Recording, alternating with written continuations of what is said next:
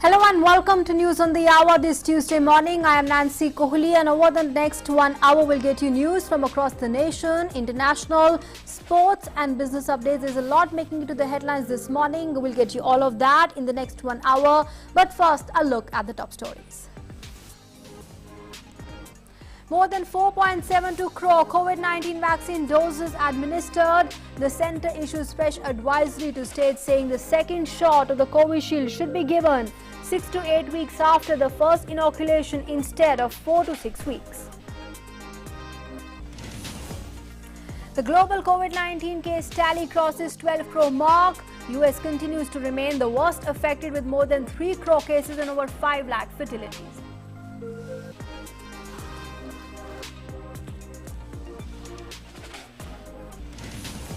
India and Pakistan hold the first meeting in 3 years of the permanent Indus Commission that deals with water rights on the Indus River today in New Delhi.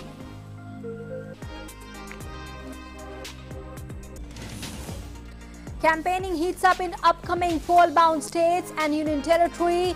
The BJP releases a list of 13 candidates in West Bengal. The BJP leader Amit Shah to hold a rally and lead a roadshow in West Bengal.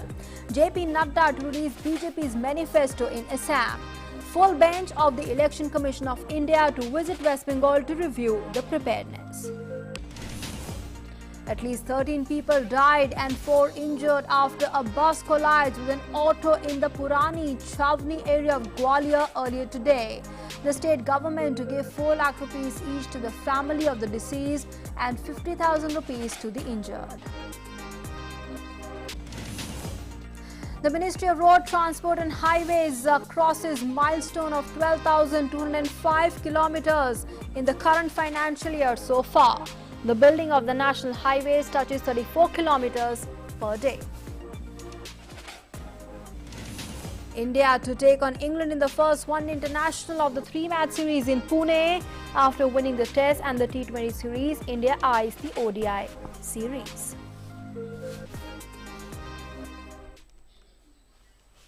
And first up on the bulletin, we take a look at the COVID-19 updates from across the country. Now, as per the Union Health Ministry, 29,785 recoveries were recorded in the last 24 hours, taking the cumulative total of recovered patients to 1,11,81,253.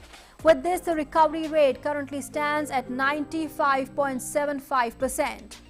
Now, India's total active caseload stands at over 3.45 lakh today.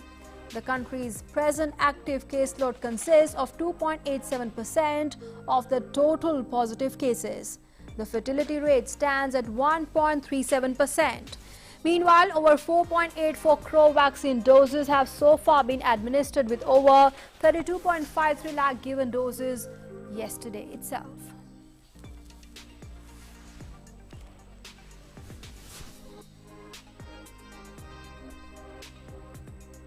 Now, according to the Indian Council of Medical Research, the ICMR, testing to track the COVID-19 has been going on successfully.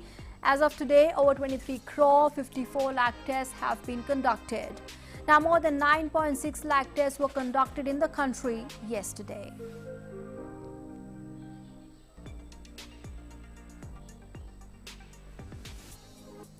And shifting focus now to our next big story, India and Pakistan will hold the first meeting in 3 years of the permanent Indus Commission that deals with water rights on the Indus River today in New Delhi. The permanent Indus Commission set up under the Indus Waters Treaty of 1960. The Indian side will be led by the Indian Commissioner for Indus Waters, Pradeep Kumar Saxena, while the Pakistan side will be led by Syed Mohammad Meher Ali Shah during the 2-day talks.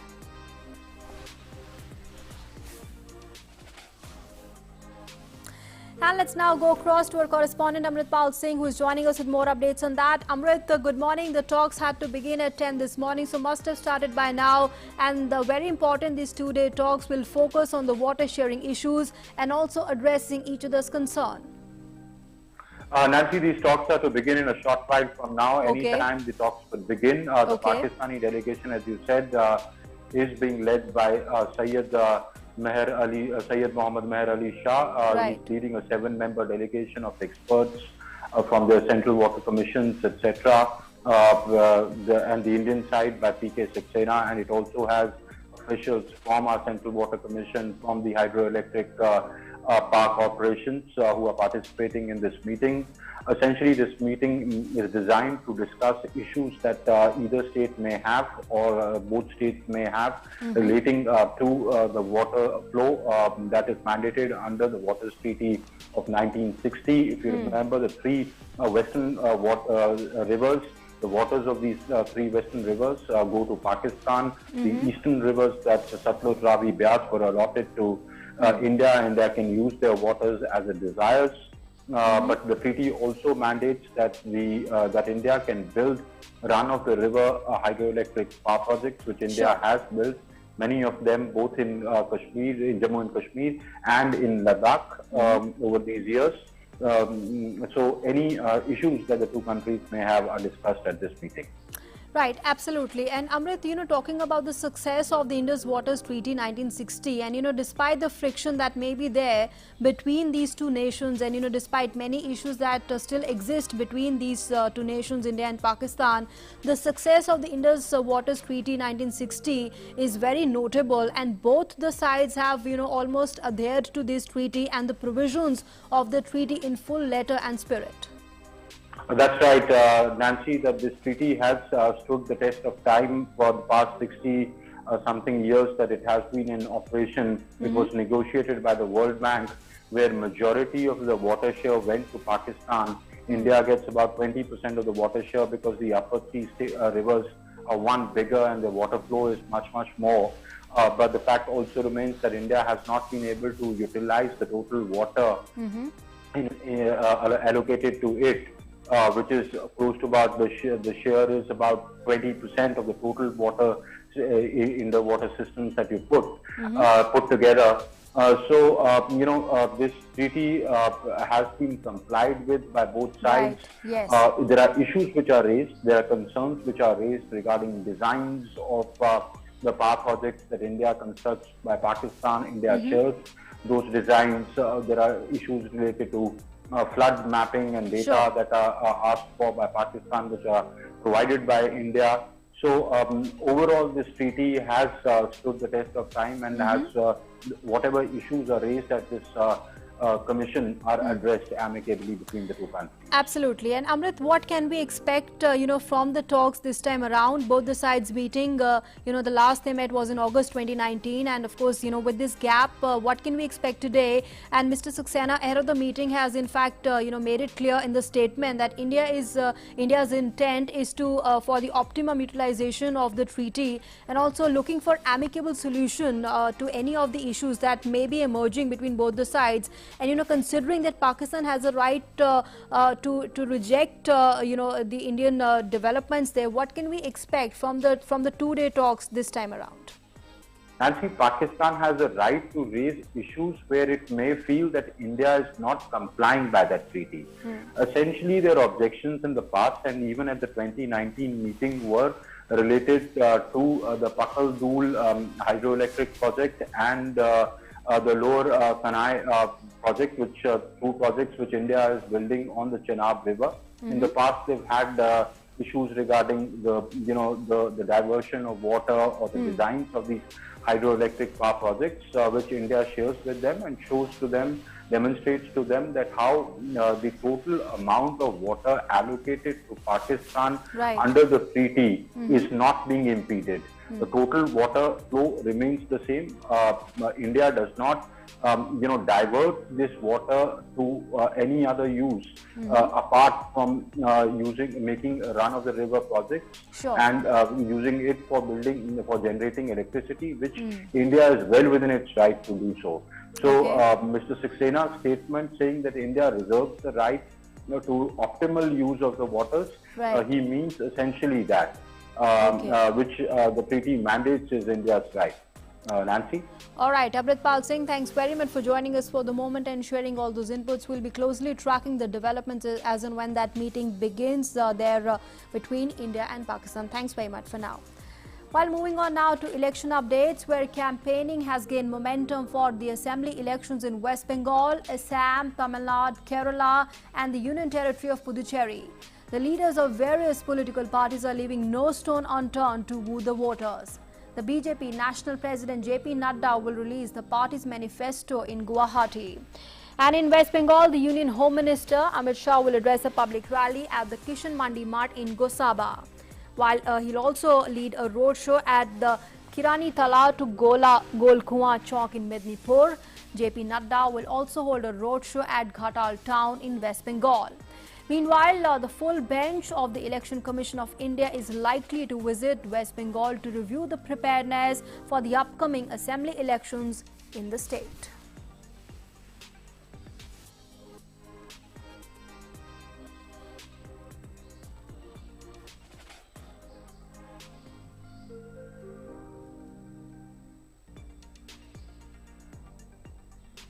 And let's now, in fact, connect with our correspondent Anibrato, who is joining us with more updates from West Bengal over the phone line. Anibrato, good morning.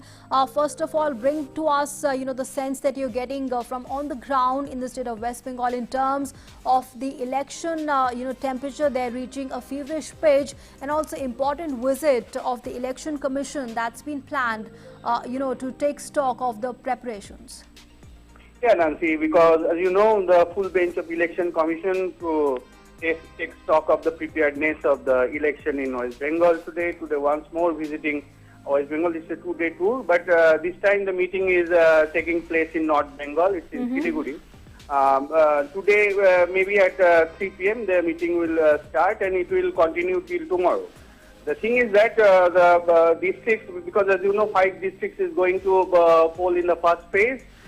These districts, Jhargram, West Midnapur, Purulia, Bankura and East Midnapur, they are not going to take stock of the preparedness of these 5 districts. But apart from this, the Jalpaiguri division, that is the Alipurduar, Coachbihar, Darjeeling, Jalpaiguri and all these districts that will go to poll in the next phases. Next few phases are there because as you know, West Bengal in the run-up to the election, because this time West Bengal is going to witness, the 8-phase election. This is the first time in Bengal and it's run-up for more than a month.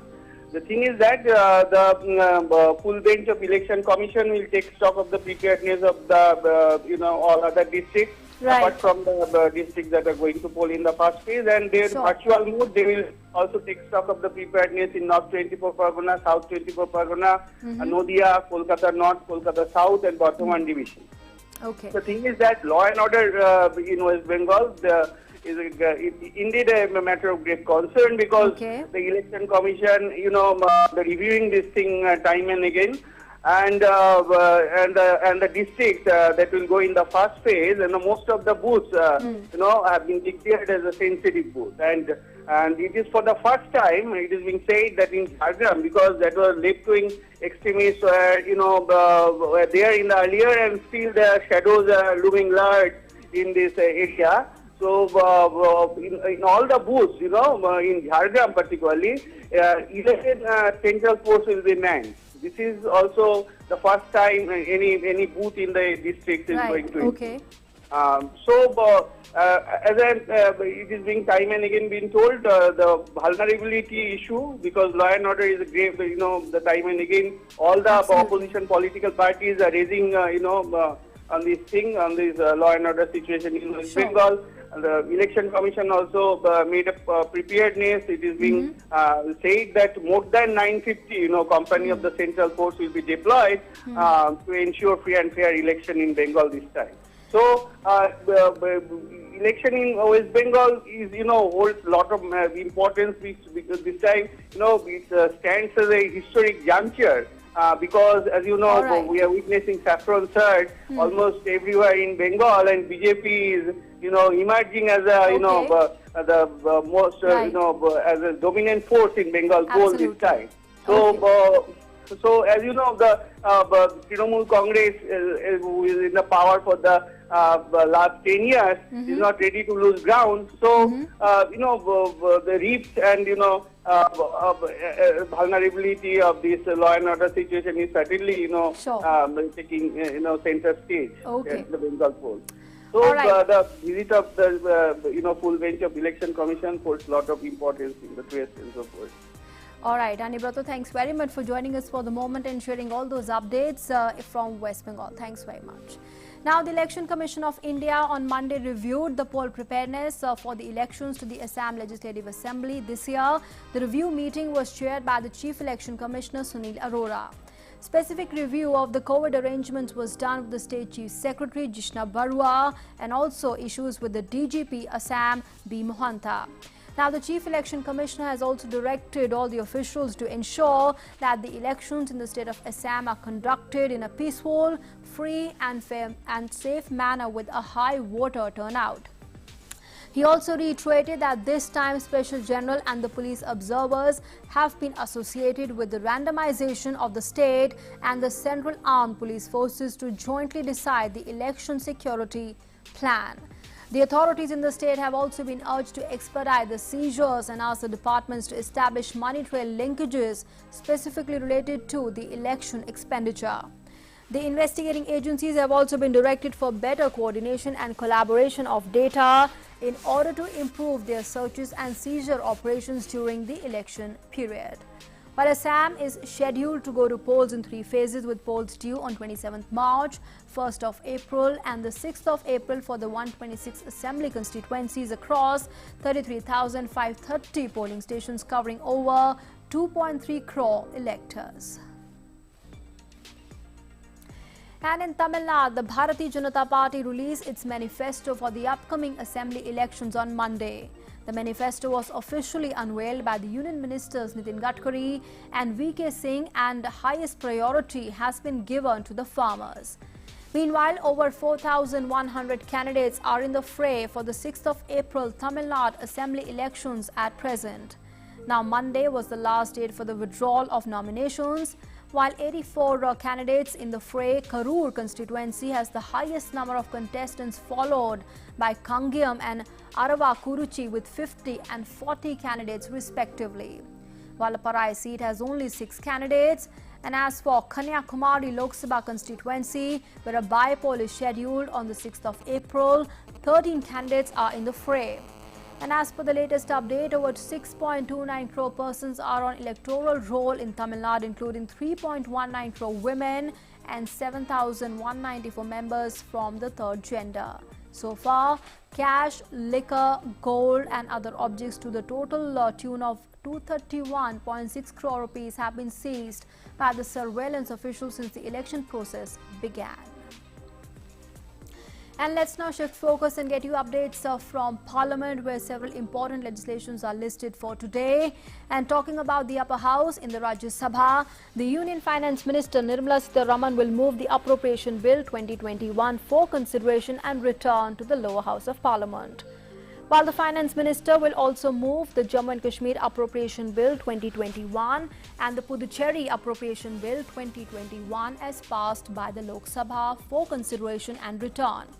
Also, G. Kishan Reddy will move the Government of National Capital Territory of Delhi Amendment Bill 2021 as passed by the Lok Sabha for consideration and return. Besides that, general discussion will also take place on the budget of the Union Territory of Jammu and Kashmir and of the Union Territory of Puducherry 2021-22. And in the Lok Sabha, the Finance Minister will move the National Bank for Financing Infrastructure and Development Bill 2021 to support the development of the long-term non-recourse infrastructure financing in India for consideration and passage. Besides that, the Finance Minister will also move the Finance Bill 2021 to give effect to the financial proposals of the central government for the financial year 21-22 for consideration and passage. And there's some tragic news coming in from Madhya Pradesh, where at least 13 people have been killed and 4 others injured in an accident at the Moraina Road in Gwalior. The accident occurred when a speeding bus rammed into an auto rickshaw. The auto rickshaw was carrying 13 people, mainly women, who are said to be the Anganwadi workers. Now, 8 women and the auto driver lost their lives on the spot, while 4 succumbed to their injuries in the hospital. And expressing grief over the tragic accident, the Madhya Pradesh Chief Minister has announced a compensation. In a tweet, the Chief Minister has said, I quote, "Pained by the loss of innocent lives in a tragic accident between bus and an auto rickshaw in Gwalior, I wish the departed souls rest in peace and may God provide enough strength to the bereaved families. The people of the state and I stand by the bereaved family in this time of sorrow. Do not consider yourselves alone. The state government will provide financial aid of 4 lakh rupees to the families of the deceased and 50,000 rupees to those injured." Now, the Madhya Pradesh MP Jyotiraditya Scindia has also condoled the painful accident. He's tweeted, I quote, "My deepest condolences to the painful road accident in Gwalior in which several people have lost their lives. I wish the departed souls rest in peace. May God provide strength to bereaved families to bear this pain," unquote.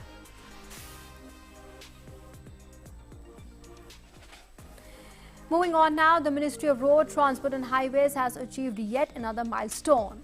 12,205 kilometers of the national highways have been constructed in the current financial year 2020-21, that is with the construction of 34 kilometers per day. Now, this is almost 3 times the rate of construction of the highways of about 12 kilometers per day in 2014-15. Now, this achievement is significant as the first few months of the current financial year were lost due to the nationwide lockdown imposed in the wake of COVID-19 pandemic. The construction activities were badly affected during this period. On the 1st of March this year, the Union Road Transport and Highways Minister Nitin Gadkari had announced achieving the target of constructing 11,000 kilometers of the national highways. That's 1 month ahead of the schedule. The ministry in the last few years has taken several initiatives to increase the pace of highway construction across the country. And in some other news now, today is Shahidi Divas. This day is observed to honor the martyrdom of the freedom fighters Bhagat Singh, Sukhdev and Rajguru. The death sentence in the Lahore conspiracy case in which an assistant superintendent of police, John P. Saunders, was shot in Lahore on the 17th December 1928. Prime Minister Modi on the occasion has paid homage to the 3 great revolutionaries. In a tweet, the Prime Minister has said, and I quote, "Heartfelt tribute to freedom revolutionaries Bhagat Singh, Sukhdev and Rajguru on their Shahidi Divas. These 3 sons of Ma Bharti will continue to remain a source of inspiration for each of our generation. Jai Hind," unquote.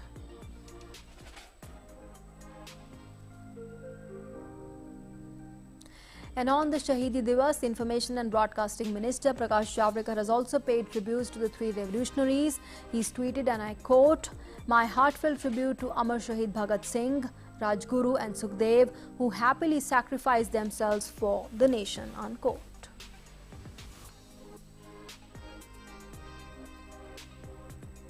Now, today is the birth anniversary of Dr. Ram Manohar Lohia. A socialist thinker, Lohia was a strong advocate of rights and civil liberties. He considered civil liberties, rights as the foundation for fostering and the strengthening of democracy in the country and the world. On this occasion, Prime Minister Modi has tweeted, and I quote him, "A tribute to the great freedom fighter and socialist thinker, Dr. Ram Manohar Lohia ji, on his birth anniversary. He worked to give a new direction to the country with his sharp and progressive ideas. His contribution to the nation will continue to inspire the countrymen," unquote. And Vice President M. Venkaiah Naidu has paid his tributes to the great freedom fighter and nationalist Ram Manohar Lohia on his birth anniversary. The Vice President in a tweet has said, I quote, "My respectful tributes to the great socialist leader, distinguished freedom fighter and nationalist Shri Ram Manohar Lohia ji on his birth anniversary today. He was a visionary thinker and a prolific writer. He'll always be remembered for his progressive ideas," unquote. In some other news now, the Ministry of Culture has announced the Gandhi Peace Prize for the year 2020 and 2019. The Gandhi Peace Prize for the year 2020 is being conferred on the Bangabandhu Sheikh Mujibur Rahman. The jury selected the name of Sheikh Mujibur Rahman in recognition of his outstanding contributions towards social, economic and political transformation through non-violent and other Gandhian methods. Prime Minister Modi has said, and I quote, "The Gandhi Peace Prize 2020 has been conferred on Bangabandhu Sheikh Mujibur Rahman, one of the greatest leaders of our subcontinent. Year 2020 marked the birth centenary of Bangabandhu. He remains an icon of indomitable courage and tireless struggle for his millions of admirers," unquote.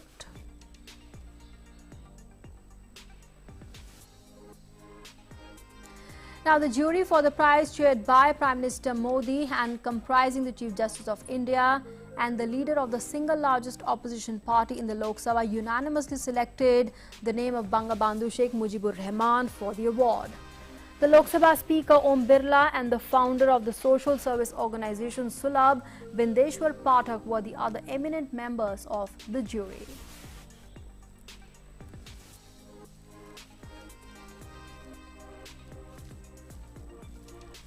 The Gandhi Peace Prize for the year 2019 is being conferred on late Sultan of Oman, Qaboos bin Said Al Said. Prime Minister Modi has tweeted, and I quote, "His Majesty Sultan Qaboos bin Said was a strong advocate of India-Oman friendship and took special care of the welfare of the Indian community in Oman. I cherished my interactions with His Majesty and benefited from his wise insights on many subjects," unquote.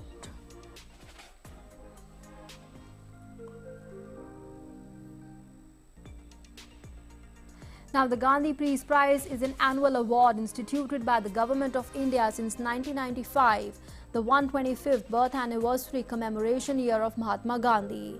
The award carries an amount of 1 crore rupees, a citation, a plaque and an exquisite traditional handicraft or handloom item.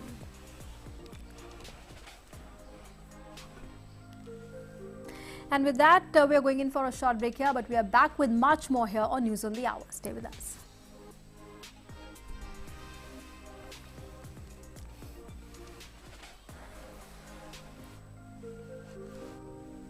Stories that matter to you. The latest and most accurate updates.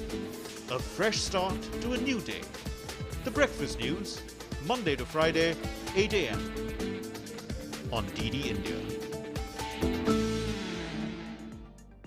Your window to rising India. India's voice on global platforms. Latest news from India and around the world. In-depth analysis of global headlines. Watch DD India in your country. Available for downlink in Middle East countries. STTV broadcast is available through the satellite GSAT 17 at 93.5 degrees east. HDTV broadcast is available through the satellite GSAT 10 at 83 degrees east. For technical details, scan here. Switch to DD India now.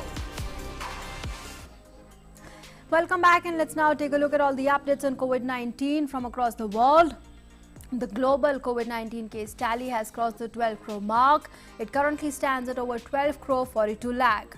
The tally of recovery stands over 10 crore. COVID-19 has claimed over 27 lakh 34,000 lives worldwide. The US continues to remain the worst affected from COVID-19, where more than 3 crore 5 lakh cases of COVID-19 have so far been reported. Now, the country's fatalities have crossed 5 lakh 55,000.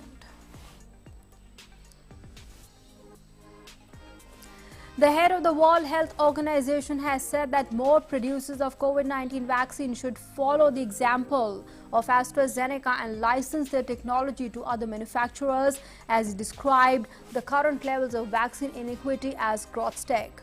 The WHO Director General also said that the drug makers' interim data from trials found the vaccine developed in conjunction with the Oxford University to be 79% effective in preventing symptomatic COVID-19 and crucially posed no increased risk of blood clots. According to him, the data shown the AstraZeneca vaccine was safe and effective. The Geneva-based body urged the vigilance as case numbers rise in several regions, including Europe, driven partly by the virus variants that transmit more easily.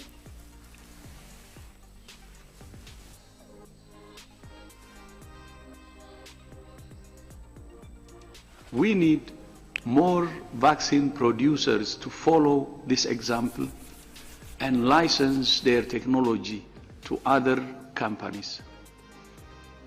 Today, AstraZeneca announced positive results from a trial of the vaccine among more than 32,000 people in Chile, Peru, and the United States.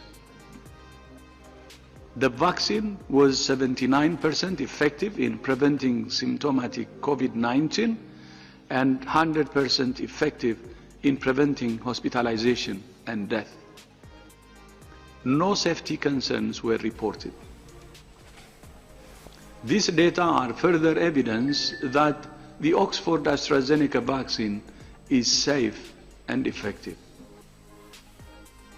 Now in the US, the members of the White House COVID-19 response team has said that Johnson & Johnson was on course to deliver more vaccine doses and warned Americans against travel, citing new and more contagious variants of the COVID-19 virus. The company shipped 4 million shots in early March, but its rollout has since stalled as facilities involved in the manufacturing await clearance from the US Food and Drug Administration. On the AstraZeneca vaccine that performed better than expected in a major late-stage trial, the White House officials welcomed the encouraging results. However, they said they wait for clearance from the FDA. The US has delivered more than 150 million COVID-19 shots and administered nearly 125 million doses. The US Center for Disease Control and Prevention Director Rochelle Walensky said that the public health officials should act now to stop the further spread of infections, especially as highly contagious new virus variants continue to infect more people. Now, the New York there has lowered the eligibility age to 50 for healthy people to receive the COVID-19 vaccine. New York's governor announced the decision. New York, that's US's fourth most popular state, has now joined a handful of other states of the country having already lowered the age limit for getting the vaccination. Now, this change will come into effect from today itself. As per the data of Center for Disease Control, New York has administered at least one dose to 26.1% of its residents. The nationwide, the CDC said 24.9% of US residents have received at least one dose of a vaccine and 13.5% are fully vaccinated. The British Prime Minister Boris Johnson has warned that the third wave of COVID-19 infections sweeping across Europe could be heading towards Britain. When Johnson was asked about the risk to Britain's vaccine program from European Union threats to ban the exports of the vaccine to the UK, Johnson said he did not think such a blockade would happen. European Union's leaders are due to discuss imposing a ban on the vaccine exports to Britain at a summit on Thursday after falling far behind the UK in rolling out the shots. The UK has over 43,01,000 COVID-19 cases with more than 1,26,000 deaths. And also speaking with the reporters, Johnson condemned the violence that took place in the southwest English city of Bristol on Sunday following a protest against the new policing laws. And on to Spain now, where the health minister has said that the country is extending the age range for AstraZeneca's COVID-19 vaccine to from 18 to 65-year-olds, from 18 to 55-year-olds when it resumes use of the shot this week. The health minister said that the authorities would eventually extend the age limit beyond 65, which is backed by a national health panel, and there is enough supply after a major late-stage trial in Chile, Peru and the US found the vaccine to be 79% effective in preventing symptomatic COVID-19. Now, about 20% of the volunteers in the latest trial, for which results were released on Monday, were aged 65 plus compared to 5.7% in the previous study. Now, Spain has been among the worst hit countries by the pandemic, with 3.2 million registered cases and over 73,000 deaths. Now, the virus's incident rate remains stable on Monday, with an average 128 infections out of 100,000 people in the last 14 days. However, the health ministry officials warn that there had been a recent surge of trend that foresees an increase in the infections. Now, Portugal has resumed providing AstraZeneca's COVID-19 vaccine. The country, in line with various other countries, had temporarily suspended the usage of the vaccine after reports of blood clots emerged. Portugal, which hopes to vaccinate 70% of its 10 million population by the end of the summer, has already given the first dose of the AstraZeneca vaccine to 173,000 people, including Prime Minister Antonio Costa. It has seen over 817,000 cases of COVID-19 fatality, shooting above 16,000. And Venezuela is now registering an uptick in the COVID-19 cases due to the presence of Brazilian strain of the virus. The country was less affected by the disease as compared to other South American countries. Venezuela's President Nicolas Maduro announced that a radical quarantine will be maintained during the Holy Week. The country's health authorities scramble to tackle the worsening crisis. Venezuela's COVID-19 cases have crossed 151,000, while it has registered more than 1,400 fatalities. And in more news from around the world, the Russian President Vladimir Putin said that he plans to get the COVID-19 vaccine jab, adding that the decision to get inoculated would be voluntary for every Russian. Putin did not specify which of Russia's 3 homegrown vaccines he would take. He also revealed that his country had signed international deals to supply doses of its Sputnik V vaccine to 700 million people. Now, Russia has registered over 44,66,000 cases of COVID-19. Over 4.3 million people in Russia had so far received both the necessary shots of the COVID-19 vaccines. And moving on now to some more news from around the world, the U.S. Secretary of State Antony Blinken is scheduled to meet with the NATO foreign ministers and European Union officials in Brussels as the Biden administration seeks to repair the transatlantic ties.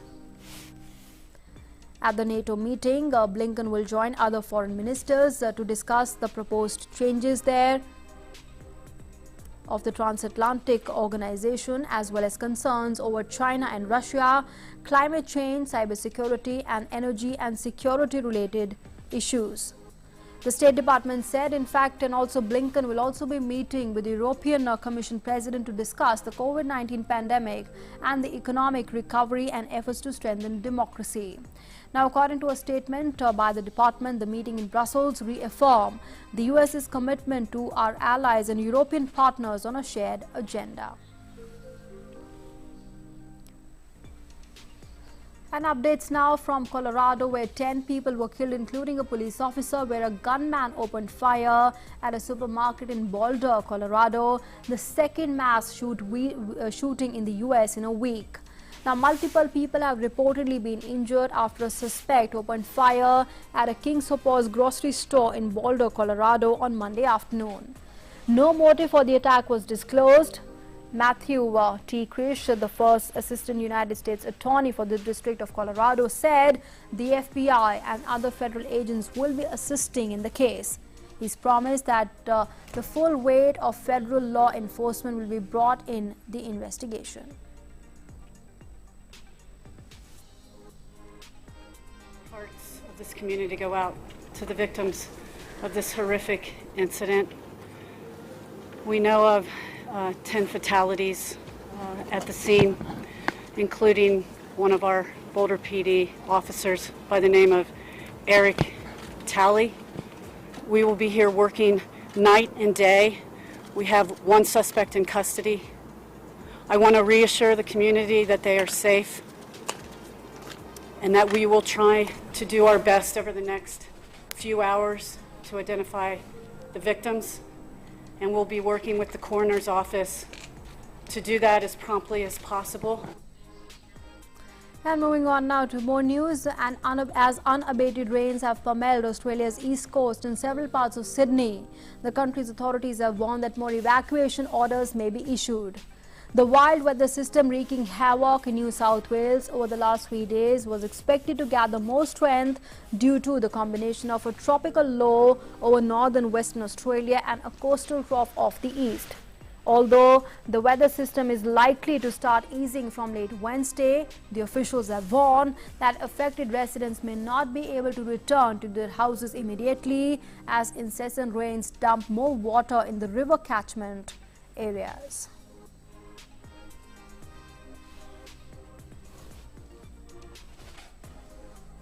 Now, Russia's military court has upheld the decision to not open the criminal investigations into the poisoning of the Kremlin critic Alexei Navalny. The court has also rejected a legal appeal by Navalny's allies who asked the Russian law enforcement authorities to open the criminal case into his poisoning. Alexei Navalny fell ill on a flight in Siberia last year, after which he was shifted to Germany for treatment, where doctors revealed that he had been poisoned with a nerve agent. However, Kremlin has denied any role in Navalny's illness and said it has seen no proof that he was poisoned.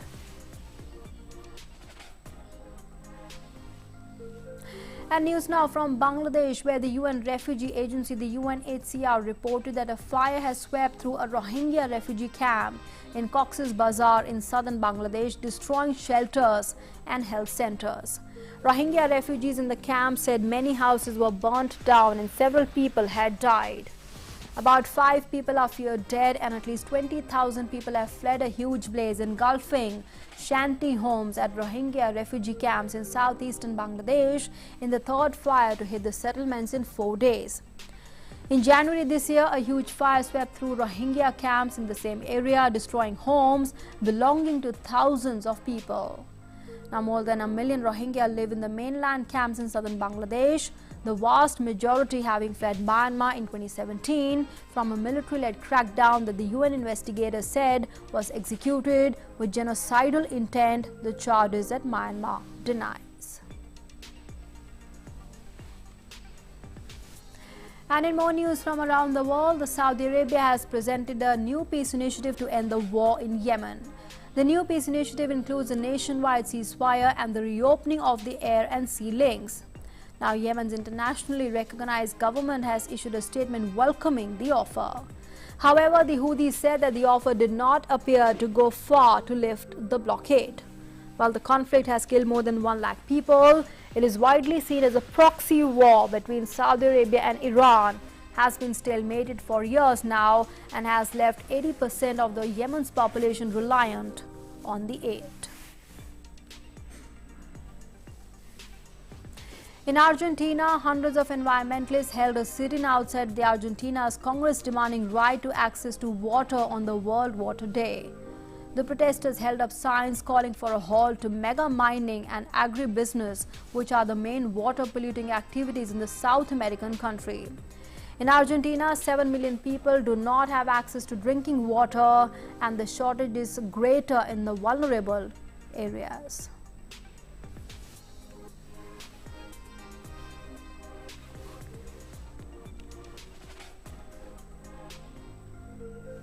And let's now move on and get you some business news. While back home, the Indian benchmark indices ticked up in the morning today, deals ahead of Supreme Court's verdict on a batch of pleas by various trade associations seeking extension of the loan moratorium in view of the COVID-19 pandemic.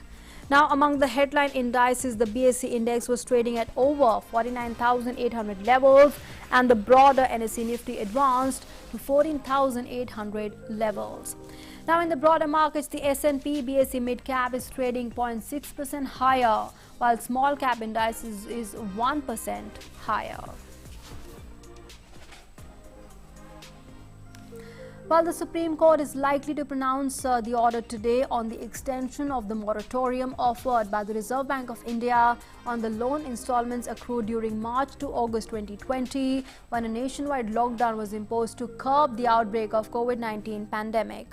The petitions are filed by the corporate bodies there and the business associations and individuals demanding an extension of the moratorium beyond August 2020. Now, at the instance of the court, the centre had agreed to waive compound interest on loans for 6 categories of borrowers who secured loans of up to 2 crore rupees. The various business associations and corporate bodies have demanded an extension of this benefit to borrowers who obtain loans of amounts beyond 2 crore rupees.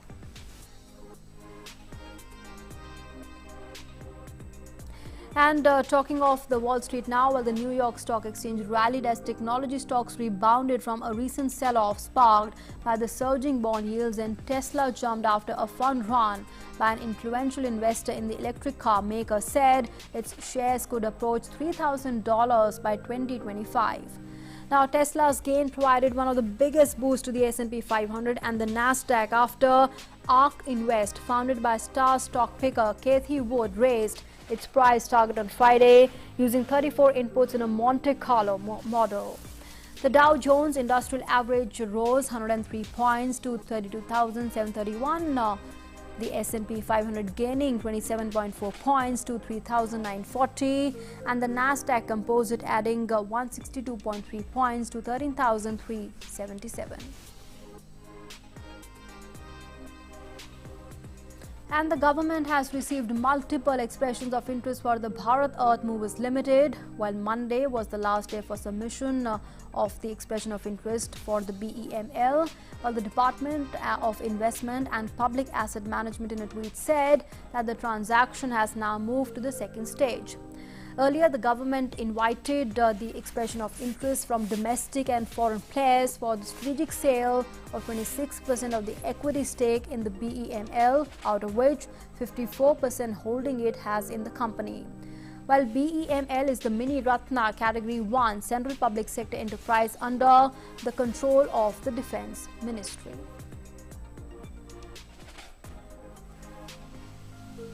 And moving on now, well, the government has netted 8,846 crore rupees by selling its entire 26.12% stake in Tata Communications Limited, helping the centre move closer to its divestment target of 2020-21. While the Department of Investment and Public Asset Management in a tweet said the disinvestment of the government holding completed of 16.12% in TCL through offer for sale at 5,457 crore rupees and the 10% to strategic partner at offer for sale discovered price for 3,389 crore rupees. While the Finance Ministry has set an ambitious disinvestment target of 1.75 trillion rupees for financial year 22, banking on a string of privatizations including the Bharat Petroleum Corporation Limited and Air India and the initial public offering of the Life Insurance Corporation of India. And after all that business news, let's move on now and get you some sports news. Well, after winning the T20 series, Team India will now look to continue their dominance in the longer version of the game, the 50-over format. Well, all 3 matches will be played in Pune and the first match will be played today. Here's more in this report. The 2-month-long England's tour of India will end with 3 ODI internationals, starting from March 23 at Maharashtra Cricket Association Stadium in Pune. England had started its India tour with 4 test matches, 3 of which were won by India, followed by 5-match T20 international series. The host came from behind and won the series with 3-2 after beating the visitors in the 5th match. All the 3 matches of India vs England ODI series will be played in Pune. The series is also part of ICC Cricket World Super League, also known as ODI Super League, which will help to determine the terms of the ICC ODI World Cup 2023. The top 7 teams on the ICC ODI Super League, apart from the host, will automatically make to the ICC World Cup 2023 in India. India has announced its 18-member squad for ODI series against England as Karnataka pacer M. Parishad Krishna got their maiden call-ups to the international side for 50-over match. Krishna took 14 wickets at an average of 22.21 in recently concluded Vijay Hazare Trophy, while Suryakumar stamped his authority in T20 International by registering a 50 in his maiden inning. On the other side, fast bowler Jofra Archer has been ruled out of the England squad for the 3-match ODI series, for which a 14-member squad was announced by England and Wales Cricket Board. England Test captain Joe Root has been also excluded from the squad. 3 additional players, Jake Ball, Chris Jordan and David Milan, will be in the squad as cover. All the 3 players have been in India for the T20 International Series in Ahmedabad. Sports Desk, DD India. And in more sports news, Manu Bhaker and Saurabh Chaudhary won gold medals in 10-meter air pistol mixed team event for India at the ongoing ISSF Shooting World Cup in Delhi on Monday. Now, earlier in the 10-meter air rifle mixed team event, also the pair of Divyansh Singh Pawar and Elavanil Valarivan of India won the gold medal.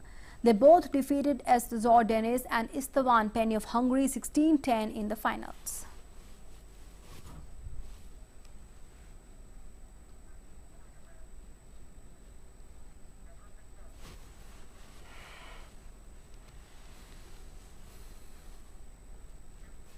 And moving on now, getting you our health story of the day today. And today we are focusing on nutrition, which has an impact on body resistance and in fact also microbes. Watch this report to find out how nutrition affects the immune system and what are the healthy ways to strengthen your immune system. Take a look.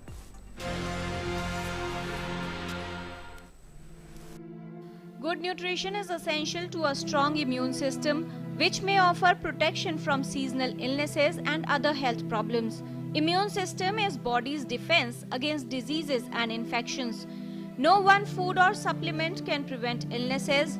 To help support the immune system, the nutrients in overall eating plan may be included on a regular basis. It is said that we are what we eat. Hence, the type of the diet, that means 6 tastes and 4 form, is very important to building the immunity. It is a wholesome diet. Again, the timing is also very important. Breakfast, lunch and dinner should be between 8 a.m. and 8 p.m. And it is also very important, until and unless you are not hungry, you should not take any food. It is said that Agni is very important to digest the food, to build the immunity. Providing a diet high in nutritious foods, rich in vitamins and minerals, support optimal function of the immune system by providing antioxidants to slow damage of the cells caused by free radicals or assisting in T cell production. According to Ayurveda, certain food ingredient has a great immunomodulatory and immunobuilding effect. For example, the spices like cinnamon, black pepper, ginger, basil and also the resin have a great immunobuilding effect. That's why the kadha is being prescribed. Haldi and golden milk also very good as an immune booster. Aula and all Aula products are also very good. Fruit and the dry fruits are also good to build up the immunity. And the milk with ghee is also the best as an immune booster. Adequate and appropriate nutrition is the foundation of immunity and health. Along with nutrition, several factors like sleep and physical activity help in immune system to be strong and keep us disease-free. Healthy diet and proper nutrition helps to strengthen the immune system. So let food be your medicine. Eat right to stay healthy in life. Kiran Bhardwaj, DD News. And on that note, it's a wrap on News on the Hour for today. We'll be back tomorrow, same time, same place. We'll see you then with all the news from across the nation, international sports and business updates. Remember to, in fact, tune in to DD India tomorrow at the same time. That's 10 o'clock. We'll see you then. Thanks very much for being with us.